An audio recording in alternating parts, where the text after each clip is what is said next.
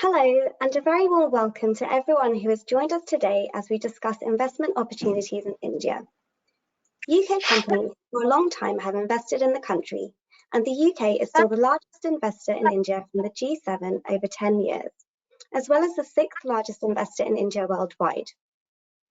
As the Indian government progresses towards the $5 trillion economy, the need for capital to help it achieve this will be critical. The Indian government has taken a number of aggressive policy measures to make it easier for both institutional sovereign wealth and other investors to deploy capital to India. You will see we have an excellent lineup of expert speakers with us today who will explore current investment trends, share opportunities in detail, and advise on key areas to consider when investing in India. Before we dive into the session, I just have a few housekeeping notes to share with you. Firstly, we would love to hear your thoughts and comments during today's session. If you have any questions or comments for our speakers, please submit these using your control panel and we will pick them up in our Q&A segment. Secondly, if you are on social media, please do follow us on Twitter and LinkedIn. You'll be able to see all our social media handles on your screen. And finally, this is to let you know that we will share a copy of the recording with everyone who has joined today. So, without further ado, please allow me to introduce our first guest, Avinash Vazirani, who is a fund manager at Jupiter Asset Management and joined the firm in 2007. He is a chartered accountant and has managed India-dedicated funds since 1995, which is the year in which Avinash launched and managed the South Asia Access Fund and South Asia Value Fund, one of the first India-dedicated offshore funds. Prior to joining Jupiter, Avinash worked for BNP Paribas Asset Management and later founded Peninsula Capital Partners. Avinash is also a trustee of Pratham UK, a charity focused on children's education in India. Avinash, over to you for your presentation. Good morning all. Thank you very much for joining us. What I'll try and do today is to tell you a little bit about how we as equity investors see India, and also touch upon some recent changes that India is making, some very positive changes that have happened in India over the last few years. Slide 1, please. What we want to show is that actually India is a very unique country. It has a young population, 581 million people under the age of 25, nearly 700 million internet users, with an average use of 6.5 hours a day, which is, you wonder what they're watching. India's now achieved financial inclusion. There are over 1.1 billion bank accounts, with 99.9% of the households having an access to a bank account. India is also the home to the largest API in the world, largest open API in the world. 1.25 billion people have biometric IDs, covering 95% of the population. It's a diverse country, 22 languages, official languages, with 222 million English speakers in India, making India one of the largest English-speaking countries in the world. It also has currently one of the largest startup ecosystems in the world. 59 unicorns at the last count, although I suspect they've probably gone up by a couple in the last week, looking at the transactions, and apparently over 180 billion value created. Just this year, $22 billion of new money has gone into tech startups in the first 6 months of the year, which is actually about £4 billion greater than the UK than what's gone in the UK market. Next slide, please. India's economic recovery from COVID is ongoing. I think the impact of COVID in India was quite harsh. India's recovered, and indeed the latest numbers show that it is recovering quite fast. I will not dwell too much on the numbers because I know one of my colleagues, Pramod, is going to talk about the macro factors in India. Going forward, the GDP growth estimates for India compare very favorably with what we are seeing in other parts of the world. Although in this post-COVID times, or indeed we are still in the midst of COVID, there is some uncertainty about how this pans out. Next slide, please.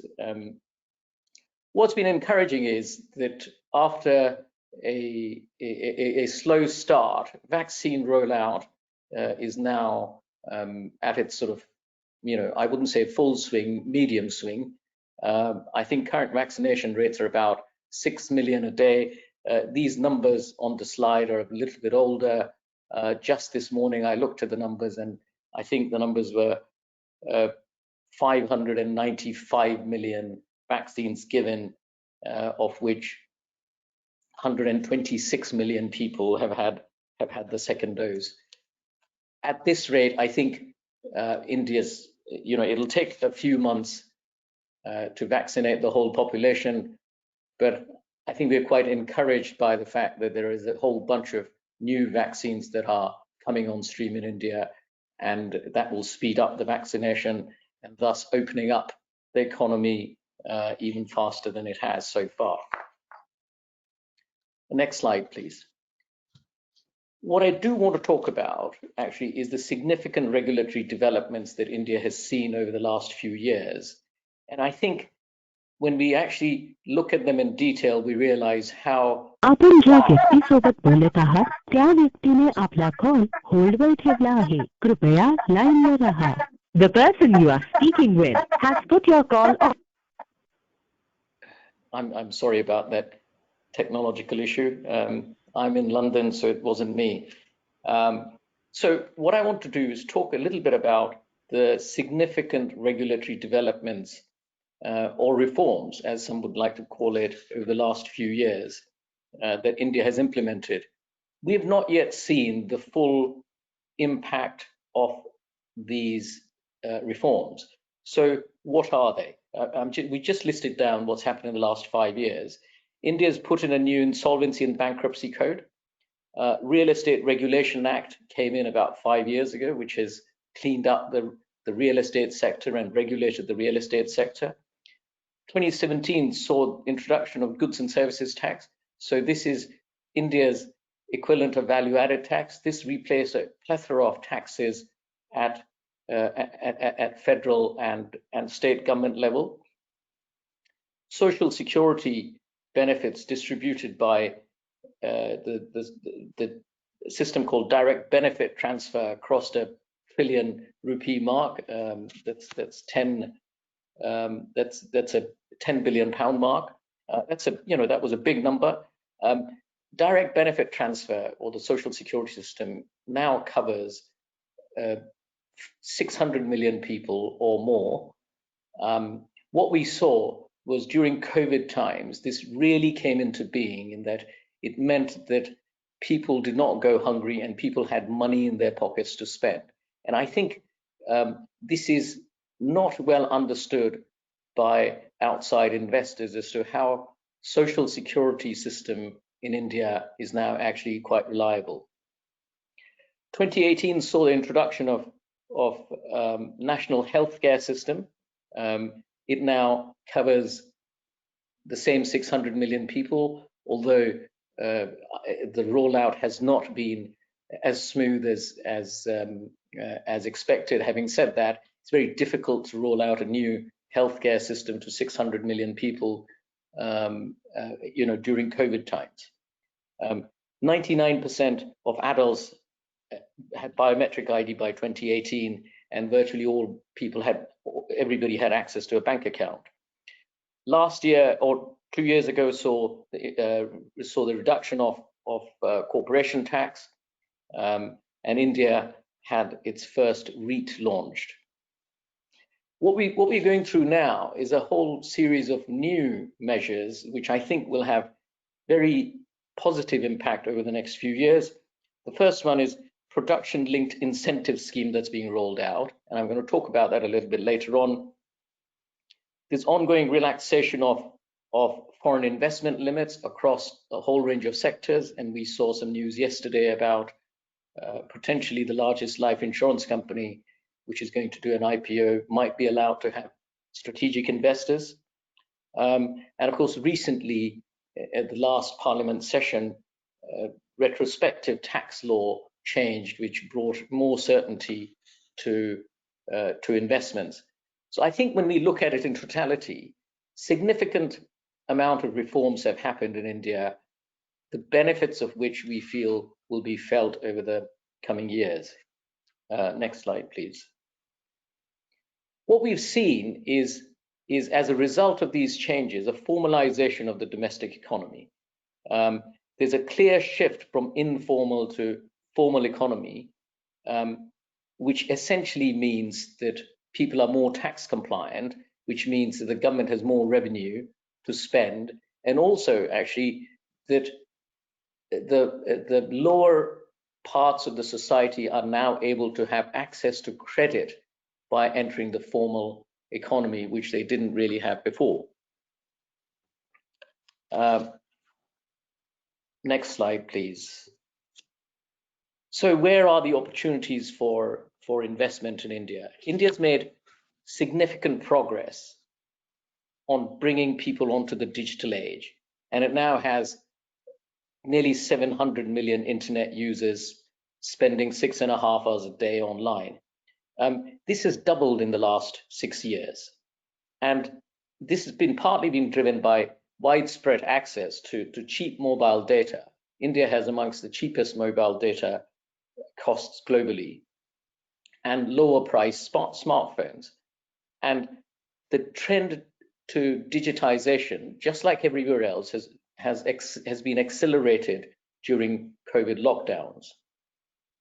India has a large access to large pool of skilled workers, with over 4 million IT professionals in the workforce.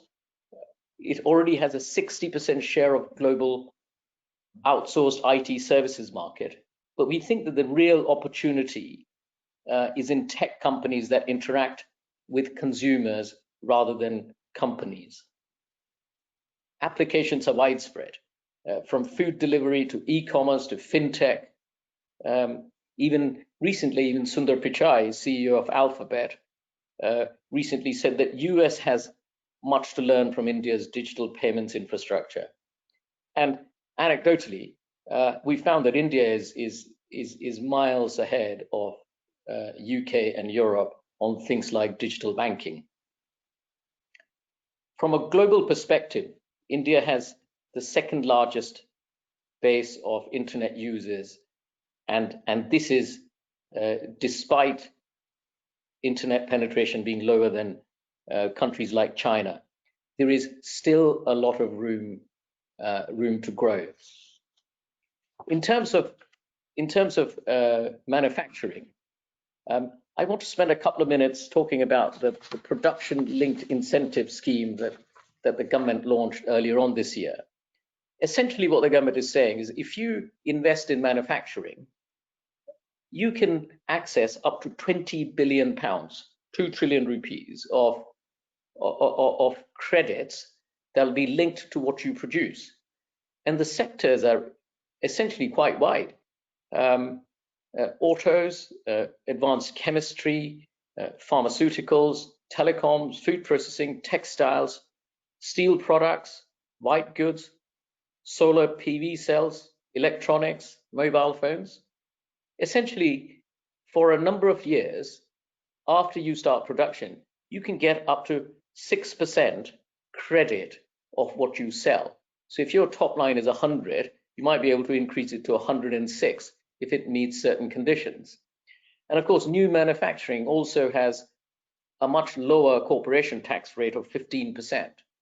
So manufacturing is now quite attractive in India. And in fact, just this morning, I was reading this Cushman and Wakefield has put India as the second most attractive place to invest in terms of manufacturing. I think these are very positive signs, and sometimes not really brought out by the press either here or in India, because there's sort of too much noise about something else that's going on. In terms of what's happening in infrastructure, the government has announced a program of investing $1.5 trillion in infrastructure over the next few years. And the government, in fact, has come out with a recent program called National Monetization Pipeline. Essentially, they will sell $81 billion of assets, infrastructure assets, roads, railways, power transmission, generation, gas pipelines, warehousing, mining, ports, and even sports stadium, to partially fund the $1.5 trillion of infrastructure spending. These are very attractive areas for investors, both equity investors like us, and indeed direct investors as well, and manufacturing companies as well. Next slide, please. I've already talked about the technological developments in India, and I think we can move on to the next slide, please. I think in terms of investment in digital, India is now fast catching up with other countries in the world, and there are still significant amount of investments opportunities that they're there. Over the past 7 years, India's added 50% to the length of its highways,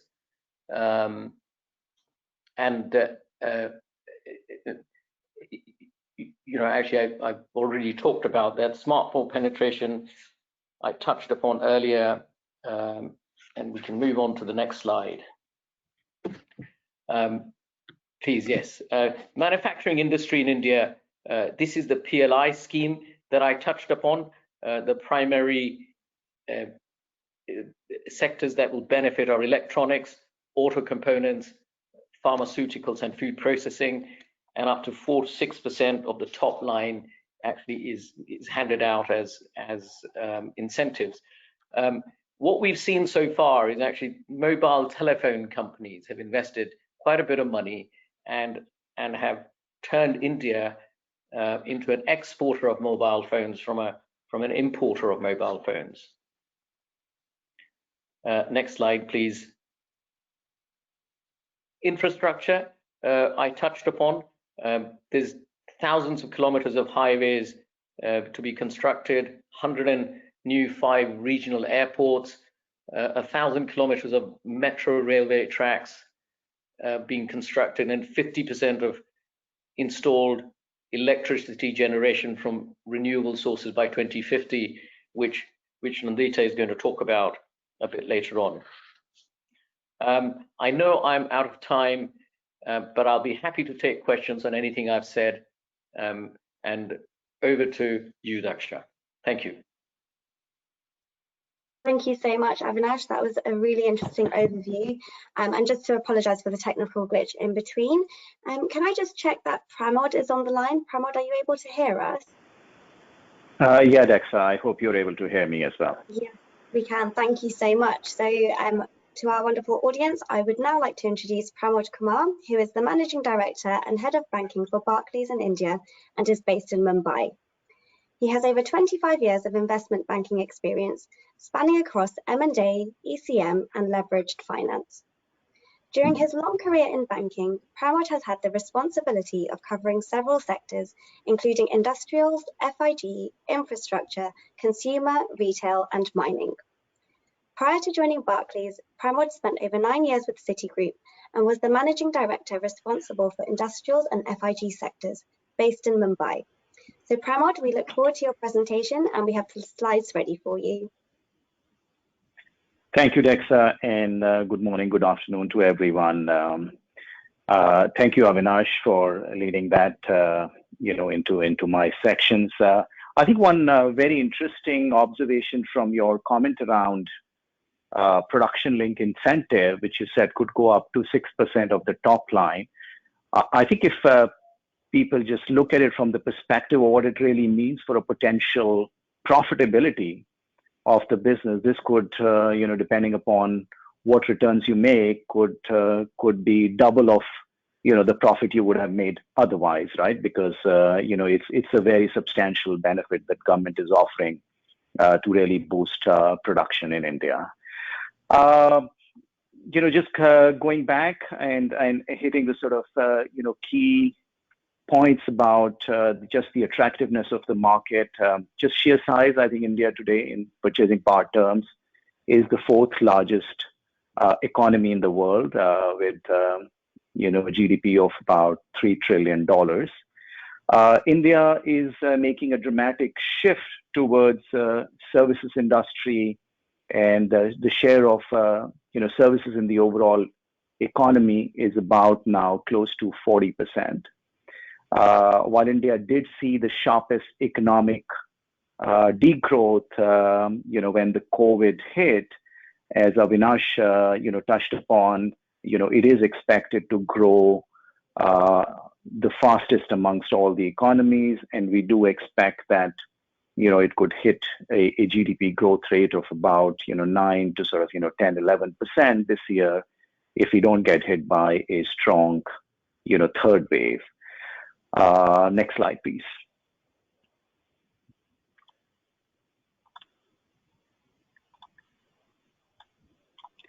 So India does offer a fairly large and attractive demographics. Again, Avinash touched upon that. 60% of our population is between 20 to 64 years of age. This is, by and large, a working age, and that is expected to kind of stay constant to see a slight, increase only over the next 10 years. So I think unlike some of the other economies that are seeing a demographic drought, with aging population, including, I think, the working age proportion in China is seeing a sort of a downward trend.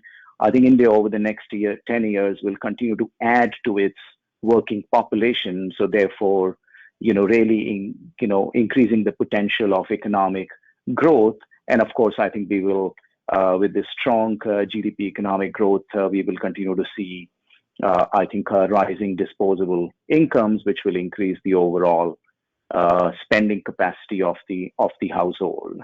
The proportion of middle income, which is between kind of 400,000 to a million Indian rupees, is increasing, and it's kind of reached a level of about 45% from a proportion of 25% 10 years ago. So again, I think really we're going to see this is really likely to add to the consumption capacity of the households, and therefore, more and more consumption will lead to higher economic growth. Next slide, please.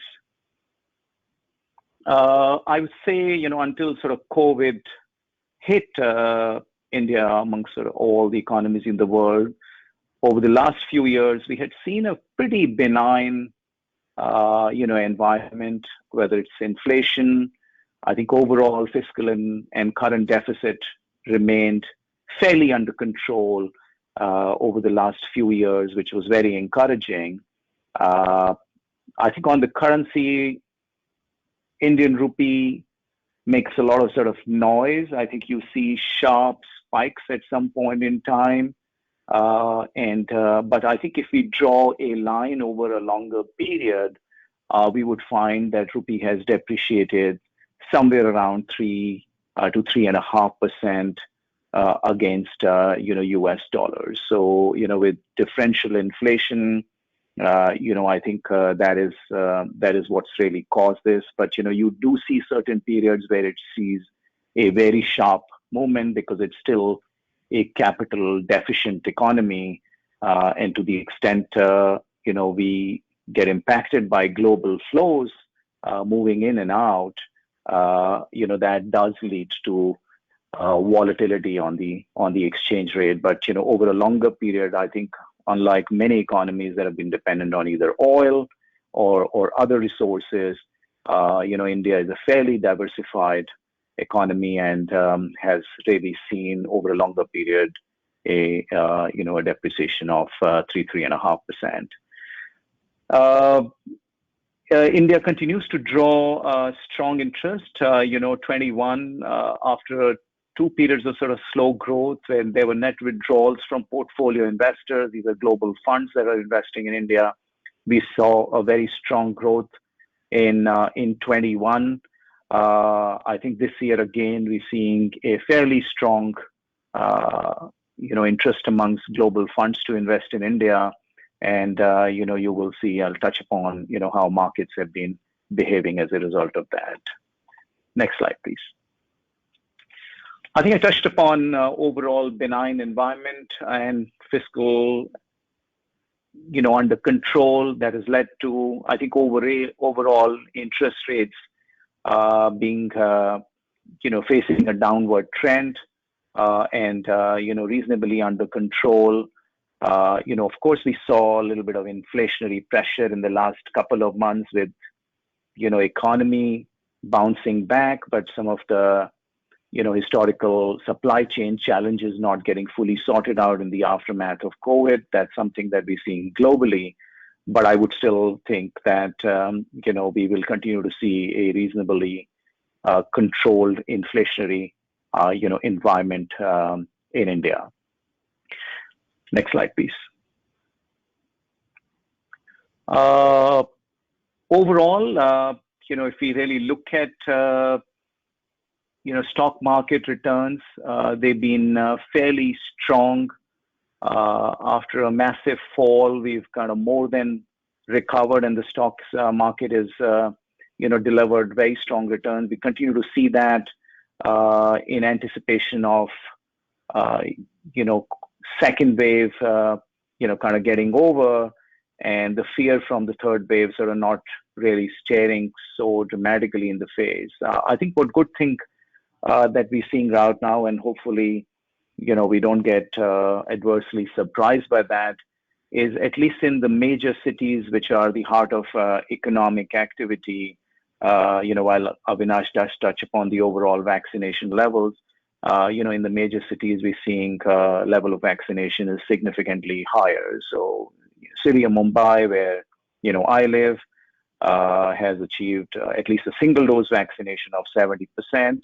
And double dose vaccination of somewhere between 25 to 30%, but that's is being aggressively ramped up. Next slide, please. I think if you see across all sectors, we have seen a sharp recovery from the aftermath of COVID. Which is quite encouraging. So markets have bounced back. As you know, markets are sort of bellwether of the anticipated economic recovery and growth. It looks like market has priced that in, and virtually all sectors have seen a smart growth. Particularly areas like metals and industrials have seen a very, very strong outperformance. Next slide, please. Unlike foreign portfolio flows, the FDI flows, which is really the net foreign direct investment into India, that has been reasonably strong and hit a level of close to about $50 billion in the FY21, despite sort of COVID, and is expected to be in this sort of ballpark of $40 billion over the next 2 years, which is very, very encouraging. The second half of this page shows about some big investments that have come into the country, and this is really as a result of a lot of M&A activity that's taking place. I think we'd love to see sort of more greenfield investment that could add stronger fillip to the GDP growth. But this is an indication of strong interest in telecom, retail, airports, as Avinash touched upon, and some of the other hard sectors. But we're seeing a large amount of interest in startups, across fintech, edtech, e-commerce, etc., and a very strong global strategic and financial interest in the country.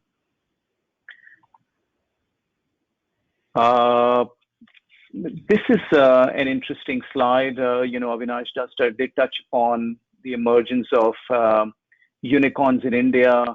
We this year itself have seen in the first 7 odd months close to about 20 new unicorns getting added, to the overall number, which ranges, anywhere between sort of, by whatever reference year that one takes, between 50 to 100. After China, I think India is the second country that's adding largest number of unicorns.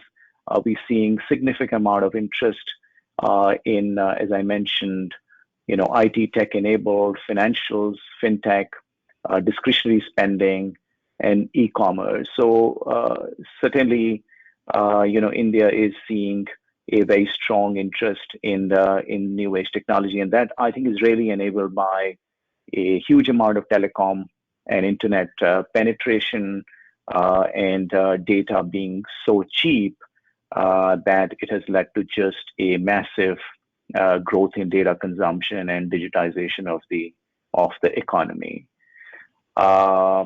That sort of brings me to the end of my section. We'll be happy to take questions once we finish with the next speaker. Pramod, thank you so much. That was an excellent overview. A reminder for our audience, if any of you have questions for Pramod or our other speakers, please do send these through and we'll pick them up in our Q&A session. And now, last but not least, I would like to welcome Nandita Sargoltali, who is Managing Director for Infrastructure Asset Management at the Thomas Lloyd Group. Nandita is responsible for Thomas Lloyd Group's investments in the Indian subcontinent.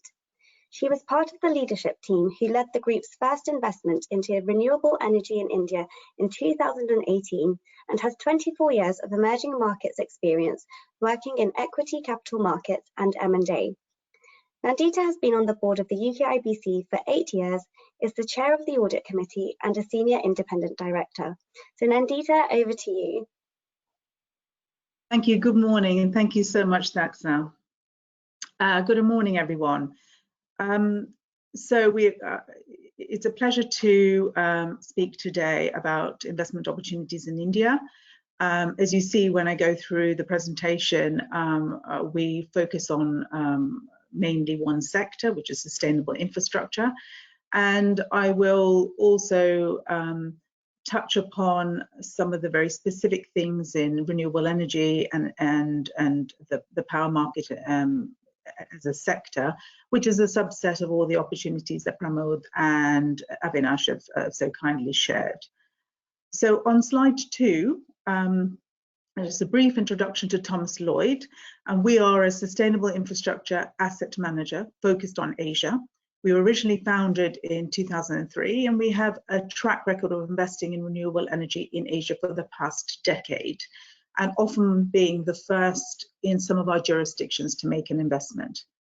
So why India for us? I mean, India, and we've heard a lot of the macro statistics making India an attractive investment jurisdiction, and those very much apply to when we do our investment analysis. And India is one of the largest and fastest growing consumers of energy. Energy consumption in India has increased 68% from 2010 to 2018. And along with this, India is also one of the largest emitters of CO2 globally. So if we're talking about climate change and climate action globally, we all breathe the same air. Fixing the problem in Europe, UK, North America won't be enough. You need to tackle India. You need to look at India to tackle this problem. And funding required for any green transition is too large for any single government or investor group alone. So there's significant capital required from both public and private capital. So we focus on real assets, and I know you've heard a bit about the equity story, but we focus on real assets because we believe it gives investors the opportunity to tap into fast-growing markets like India, but also benefit from the long-term predictable income streams with capital appreciation. And part of our investment strategy, and very much embedded in our investment strategy, is also creating an impact in the markets that we invest in. So moving on to the next slide. Our investment policy at Thomas Lloyd is to operate in a market like India by building long-term partnerships with local platforms and partners. So we invest in either platforms or partners, and it's through these partners where our capital has a substantial and measurable impact. So something we like to call the Thomas Lloyd triple return, and we deliver through that financial, social, and environmental outcome. And I'll speak about this a bit later in the presentation, because I think it's a very important point if you're looking at sustainability and impact, to also report on and deliver in equal measures the social environmental outcomes of the investment. So slide 4 is really our macro case for investing in renewables generally, and putting in the context of Asia.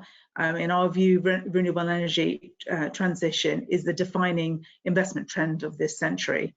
I'm going to spend the next couple of slides going through our investment case for the energy transition in India. But as we try to move to a net zero world, there are countries in Asia like China, Japan, and South Korea who've already publicly committed to a net zero target by 2050. And whilst India hasn't given a definitive date for its net zero plans, the government of India certainly has signed up to very ambitious energy targets. The current target is to install 175 gigawatt of renewable energy by 2022, and by 2030, it goes up to 450 gigawatt. And I think Avinash mentioned in 2050, it's that 50% of all energy power generated will be from renewables. So as you can see from this slide alone, both a 2-degree reduction scenario and a 1.5 degree reduction scenario in climate change requires trillions of dollars of funding. So slide 5. So everyone knows about the sort of stats on population growth and urbanization, so I won't dwell on it too much, but just to sort of show you on this graph that you know, it's a basic fact that energy consumption in India has increased because the population growth has significantly increased. You can see from this slide that the UN forecasts India's population to increase by 300 million in the next 25 years. And this population is urbanizing, and really that's what's causing the demand in electricity. The next slide, please, is you know, slight fun fact. The population increases at a rate of 37,000 per day, and our research department assures me that that's 37,000 people at an International Day in Yoga, International Yoga Day in Delhi. It looks a little bit more than that to me, but anyway, on a more serious note, each month India's population is increasing by more than 1 million people, and it's not hard to see, therefore, how much investment in infrastructure needs to happen to keep up with this population increase. Moving on to slide 7. Another thing that we look at, apart from population growth, urbanization, and energy demand, is we've done a study on the carbon cost of GDP. That is defined as million tons of CO2 emitted and per $1 trillion of GDP. And really, when we did this study and published it earlier this year, the graph is a bit staggering. India has a carbon cost of GDP, which is 4 times that of major countries in Europe. And when we included Europe here, we did include the UK as part of Europe. Therefore, as I said earlier, if we're all committed to tackling the climate change problem, it has to be done in countries like India, as well as some of the other large Asian countries. So moving on to slide 8. So now that we've sort of outlined the macro case for renewable energy in India, what are the other factors that make it an important market for us? Scale, certainly. India is estimated to build out Europe's entire existing renewable energy capacity in the next 20 years. This is why India is ranked as the third most attractive market for renewable energy investment globally, after the US and China. Tariffs. Solar prices in India are amongst the lowest in the world, and therefore we do not need to rely on subsidies or the FIT regime by the government for renewable energy. With solar power being much cheaper than coal, contracts for energy, for power, are based on commercially viable agreements, making them more sustainable over a longer period of time. And lastly, we find it very attractive that there is technology and transparency in the bidding process in India. So India runs something called the reverse auction process for bidding for renewable energy, which is market leading. This has resulted in strong interest from foreign investors like ourselves, because we find it easier to operate in a transparent process, which is online and gives real-time results. So the total investment required in India is estimated at $4.5 trillion, which is obviously a compelling investment opportunity. So moving on to slide 9. Our first investment in India was in 2018 in solar energy, when we invested in a Delhi-based solar platform called Solar Arise. And this map shows 6 of our operational projects and 1 in construction project across 5 states. So Uttar Pradesh, Maharashtra, Karnataka, Telangana, and Madhya Pradesh. So through these projects, we have provided clean electricity to nearly 300,000 people, and we have reduced CO2 by 100,000 tons per annum.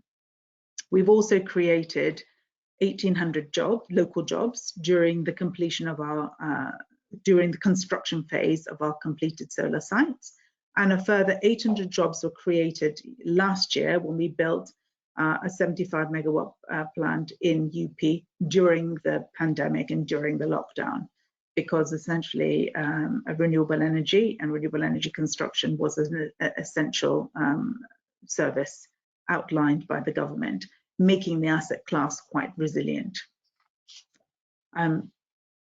So just moving on to our next slide. So as a sustainable and impact investor, we have direct alignment to UN SDGs, Sustainable Development Goals. And we believe that India is a great market for us to invest in and show our sort of alignment to those goals. And the main goals that we look at are 7, 8, 10, and 11, which is affordable and clean energy, and solar energy fits that status. And I just shared with you some of the stats on reach of electricity and the CO2 reduction that our plants have achieved. Also decent work and economic growth. We're very proud impact investor, and I'm proud of providing local jobs at the time of construction and local jobs as permanent jobs once our sites are fully operational. And you know, goal 7, which is reducing inequalities. We hire both skilled and unskilled workers and give back to the local communities. In some of our sites which are remote, we have you know, distributed bicycles to the locals, but in other sites which are remote, we have grid connected local schools with renewable energy, really adding to the communities that surround our projects. And lastly, goal 11, which is sustainable goals, that solar plants contribute directly to the sustainability of power supply, and building plants in remote locations has increased revenue and taxes for the remote communities. So just in summary, on my slide 11, there are a number of macro factors that support the long-term investment case for renewables in India. These include public policy, population growth, urbanization that I've spoken about, and the demand for clean energy. Prime Minister Modi announced $1.5 trillion to be invested in infrastructure to achieve the climate goals. And India has a very successful, proven track record of success in renewables, in particular solar energy, and it's now a well established market for this type of investment with significant global interest. Thank you very much. Happy to answer any questions going forward. Nandita, thank you so much for your presentation. That was fantastic. And again, a reminder to our audience, if anyone has questions for any of our speakers on their presentations today, please do submit these through your control panel as we now move into the Q&A segment. And with that, I would now like to hand over to UKIBC Director Chris Hayes to kick this off. Thanks, Chris. Thanks, Daxa, and a huge thank you to Avinash, to Nandita, and to Pramod for that excellent overview. As the questions start to flow in, I just want to ask the first question to you guys, if I may. The three of you have set out a really compelling case, essentially for investing in India. 1 million new people coming onto the market every month. The fact that it is now a $3 trillion economy, the fourth largest in the world, growing significantly. But there is still this really big negative perception about investing in India, and recently reports showed that of the global ESG funds, only 1% were being invested in India compared to 18% in Europe. So I guess the question that I want to ask all three of you is why do you think there is still that sort of negative perception about investing in India, and how can we overcome that? Maybe Nandita, to start with you, obviously as an investor directly in your own right. Thanks, Chris. That's a really interesting question, and it's the drum that we keep beating at Thomas Lloyd, saying that, and I guess it's more of a saying that more ESG money needs to be in India, because as all the statistics show, that if you have ESG money or climate related money, then investing it in Europe, as we've discussed, in UK, will have limited global impact. I guess it is always the case of emerging market risk, which goes down to, which is not just focused on India, but can be also specific to India, and historic decisions made on some issues like tax, etc., and which do probably make India a tricky market to navigate. There are positives, and Avinash very much outlined the positives of investing in India in his presentation, and equally, we would say at Thomas Lloyd, we found a lot of positives in the process of investing in India, practical positives from both approvals, regulatory approvals, and also bidding, etc., being online and transparent. So I think that if an investor can get over the measured risk of investing in emerging markets, and plus the currency, which is always a factor for many funds, then given the way things have moved in India, there are more positive outcomes to be had for ESG money. Thanks, Nandita. Avinash, on your side, obviously you were one of the first to create those investment funds into India. So again, why are many of your peers, your colleagues, your friends maybe have a slightly negative perception? I think it's a question of glass half full or half empty, and I think we've also got to look at the direction of travel. So having been investing in India for 26 years, yes, the currency has depreciated by, compound 3.5% against the dollar, but, so have other currencies. I think we need to look at it, and despite that, actually, the Indian market has returned, if I'm not mistaken, north of 8% compound in US dollar terms over that 26-year period. So it's actually pretty reasonable return over a long period of time. So yes, there is volatility, but actually it's commensurate with the returns that you get. On ESG, I mean, there are 3 bits to ESG: environmental, social, and governance. And if you kind of take each one on its own, environmental side, Nandita has said, what the government is doing, what the private sector is doing. I think what we see is that there is a lot of awareness of the environment and what needs to be done overall. It doesn't necessarily just stop with energy consumption or getting in better sources of energy, a more environmentally friendly source of energy. I think what we have to look at is that India is an energy deficient state. Already it is, per capita consumption of energy in India is amongst the lowest in the world.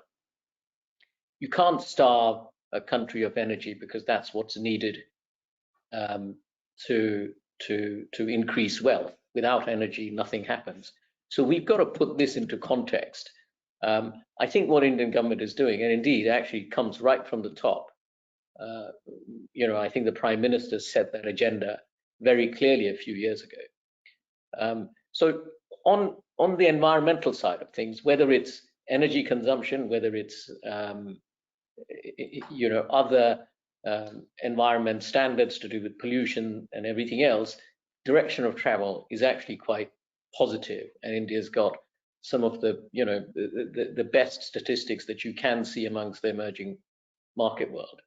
On governance, yes, there are issues, or there can be issues, but actually, if you compare corporate governance in India to corporate governance in other parts of the world, other parts of the so-called emerging markets, India is kind of head and shoulders above, above it. I think what tends to happen is, business language is English. Everybody speaks English, and we kind of assume that because everybody speaks English, that means the standards are the same everywhere around the world. I think the standards in India are quite high, and I think even on the social side, actually things are improving. So the way we look at it for investment is, are things improving? In the companies where we're investing, ESG now is a fundamental part of any investment criteria, and we have to look at direction of travel, and we think it's going in the right direction, and there is still money to be made. Fantastic. Pramod, before I come to you, just had a question that's come in that's sort of linked to that ESG side of things. So just for Nandita on this one, please. Just asking about what, this from Amar, by the way, just asking about what incentive the Indian government is putting in place for ESG investors. Obviously, we saw in the last budget around the sovereign wealth funds were obviously incorporated in there, and any sort of taxation, withholding tax issues that you've found, Nandita, with your fund. There's no particular, I mean, you're right, there has been on more of a higher level, there's been more incentives put in for renewable energy investment and support and measures and put in for renewable energy investment, but for pure incentivization to entice investors in, there isn't anything specific like that. Which I think is good, because then you are not at the whims and fancies of current policies, which then may be able to be changed, etc. So it is a commercially viable market where the whole sector in itself is being supported and driven by right from the top, from the government. Fantastic. And Pramod, just coming to you, we talked before a bit about the sort of the currency fluctuation and sort of looking at the numbers over the last year. you know, INR to pound has gone from anything from 95 to 105, 10% variation. Obviously, over the last 3 months, that's stabilized. But sort of what's your thinking from the bank, and how's that affecting sort of those investment decisions when you have such volatility in that currency? Yeah, sure. You know, as I talked about, if you draw a line over a longer term, you would find the currency, you know, has depreciated somewhere between 3–3.5%. And as Avinash talked about, overall returns, even adjusted for that in dollar terms, have been attractive. You know, for portfolio investors who are looking more a short-term, you know, view, I think volatility does play a big role, particularly for hedge funds and all, which are also, you know, significant investors in the market. But for, you know, I think long-term investors, and we're seeing increasing amount of pension money and sovereign wealth fund money flowing into the country, and long-only investors, you know, I think the volatility is not such a big issue. It is more a long-term depreciation, and stability of that sort of level of depreciation is what is more, you know, important. And I think on that count, you know, investors are getting comfortable over the, you know, over the level of inflation that they're seeing in the economy, the fiscal deficit being under control. That gives confidence, you know, to the long-term investors. Yeah. Fantastic. Thanks, Pramod.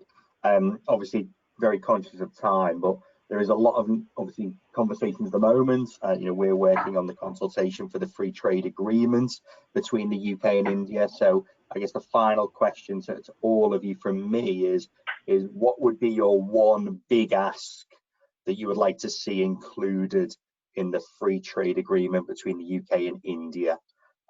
Avinash, if we start with you. I think services. I think services is a big part of the UK economy. Services is a big part of and growing part of the Indian economy. It's high value, and it'll benefit both sides quite positively. So low-hanging fruit. So it's a removal of tariffs on the services, data reciprocity, all of the above. Yeah. Yeah, exactly. Okay, fantastic. Nandita, from you.